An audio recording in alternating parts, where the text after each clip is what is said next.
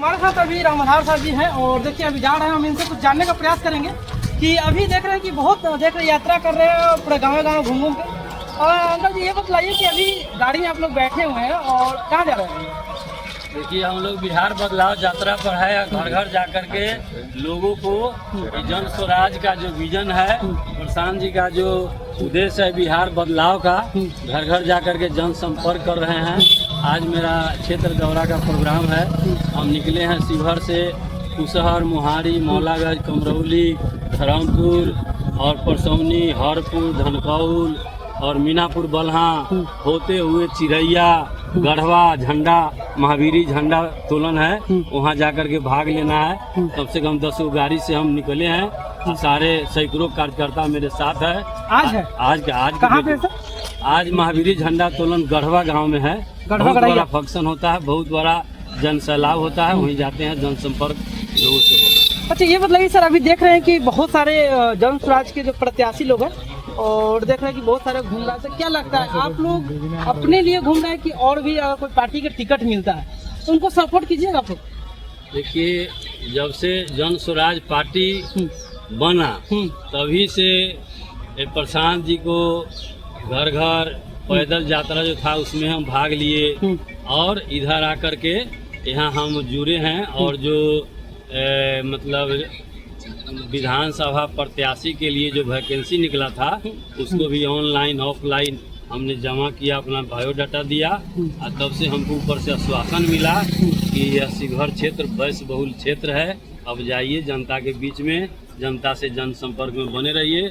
यह शिवहर सीट वैश्य का देने जा रहे हैं और आपका परफॉर्मेंस अच्छा रहेगा तो आपको देने जा रहे हैं। इसलिए हम जब से लगे दिन रात अथक परिश्रम करके हर हमेशा जनता के बीच हम रहते हैं और जनता के काम करते हैं। यही मेरा अभी का जो रूटीन है। लगातार शुरू से भी हम सामाजिक कार्यकर्ता है। जब से इस शिवहर विधानसभा का नेता बने सत्यनारायण बाबू, रघुनाथ झा और बेलसन से रघुवंश बाबू, राम सोगारथ बाबू, सांसद रामा देवी, इन सब के साथ हमने जनता के सेवा करने में सामाजिक कार्यकर्ता के रूप में काम करते आ रहे हैं। और मेरा अंतिम अभिलाषा है कि जनता के सेवा में अपना समय को व्यतीत करूं और जनता का सेवा करूं। सर अभी देख रहे हैं कि जन स्वराज का शायद 22 तारीख को फर्स्ट लिस्ट आने वाला है, उसमें मेरा लिस्ट आने का पूरी संभावना है। पूरी संभावना है? पूरी संभावना।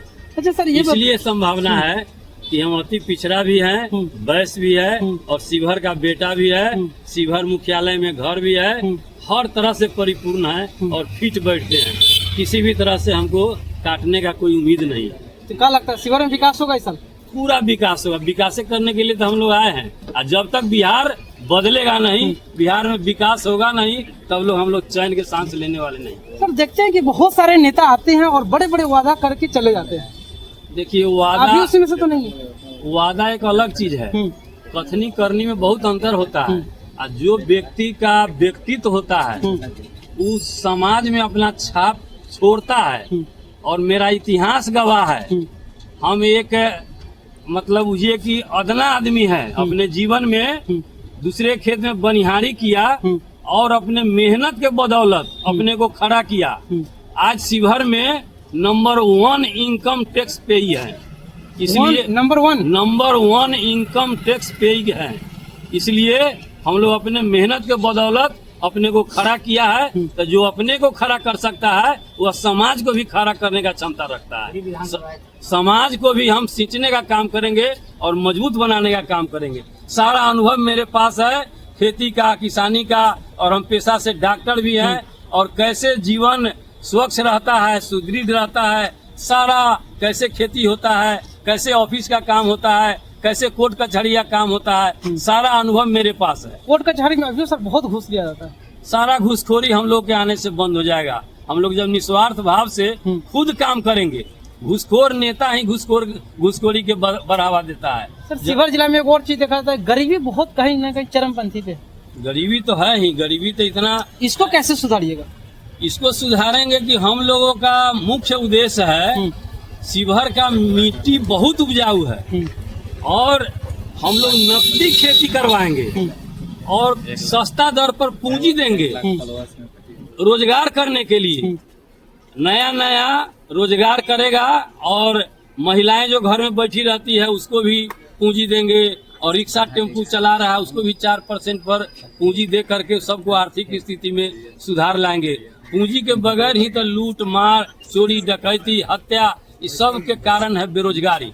सबसे पहले शिक्षा और बेरोजगारी दूर करेंगे, सारा समस्या का हल हो जाएगा। सर शिक्षा आप कैसे दूर कर पाइएगा कि बहुत अच्छा शिक्षा कैसे दूर होगा हम बताते हैं।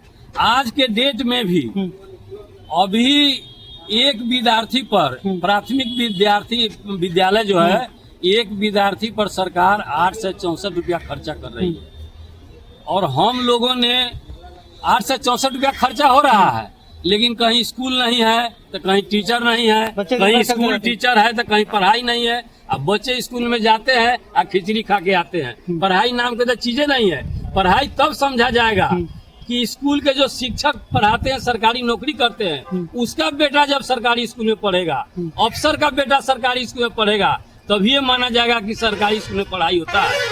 और हम लोग 1000 रुपया प्रत्येक परिवार 0 से 14 साल के लड़का को देने के लिए वादा कर रहे हैं। 8 से 64 रुपया तो सरकार दे ही रही है, 1000 रुपया हम गरीब के बेटा के देंगे। आज धनी का बेटा धनी के घर के सामने स्कूल बस खड़ा होता है, उसका बेटा स्कूल में बैठ करके प्राइवेट विद्यालय में पढ़ता है और 1000 रुपया जब हम गरीब के घर में देंगे उसका बेटा भी स्कूल बस उसे घर के सामने लगेगा और उसका बेटा भी स्कूल के बस में बैठ करके और अंग्रेजी स्कूल में पढ़ेगा, घर में लौटेगा। ये संभव है? एकदम संभव है, एकदम संभव है, क्यों नहीं संभव है। 8 से 64 रुपया आप खर्चा करिए रहे 1000 में पढ़ाई होगा। तो क्या लगता है आपको जन स्वराज के आने से सरकारी स्कूल की व्यवस्था ठीक हो जाएगा? एकदम ठीक होगा। हम लोग जो चाहते हैं यहाँ नेतरहाट की तरह प्रत्येक वित्तीय वर्ष में 1 साल में एक विश्व स्तरीय शिक्षा के लिए नेतरहाट की तरह विद्यालय का निर्माण कराएंगे और वहाँ से शिक्षा में सुधार होगा। प्रत्येक वर्ष 5 साल में 5 गो प्रखंड में विश्व स्तरीय नेतरहाट की तरह विद्यालय बन जाएगा और उसमें नेतरहाट की मतलब है कि उससे जो विद्यार्थी निकलता है IAS और IPS बन करके निकलता है। इस तरह के शिक्षा मिलेगा तब प्राइवेट स्कूल में न जाकर के सरकारी स्कूल में सरकारी सर्वेंट का भी बच्चा पढ़ेगा और शिक्षक का भी बच्चा पढ़ेगा। चलिए ठीक है, आप लोग देखते रहिए BBW News 24। क्या आपकी प्रतिक्रिया हमको कमेंट करके जरूर बताएं। चलिए धन्यवाद।